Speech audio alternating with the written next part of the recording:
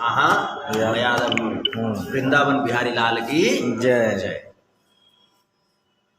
नमस्कार, प्रणाम। कैसे हैं आप सभी लोग। मैं बताना चाहता हूँ छोटू चिंगारी जी के ऊपर भी एफआईआर दर्ज कर दिया गया है। जी हाँ, एफआईआर दर्ज किया गया है क्योंकि ये किसी संगठन के द्वारा किया गया। जी हाँ, आप सही सुन रहे हैं, किसी संगठन के द्वारा छोटू चिंगारी जी के ऊपर एफआईआर दर्ज किया गया है। जी हाँ, एफआईआर दर्ज उनके मतलब किसी संगठन के द्वारा, जो संगठन है उनके द्वारा किया गया है।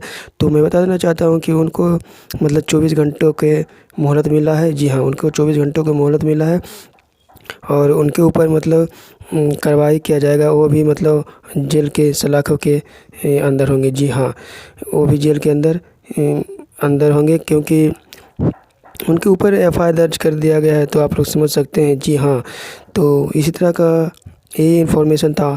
तो ये तरह का वीडियो मतलब पाने के लिए हमारे चैनल पर बने रहिए और चैनल को सब्सक्राइब कीजिए। चलते मिलते हैं नेक्स्ट वीडियो में। और हाँ, जय हिंद, जय भारत, जय जवान, जय किसान।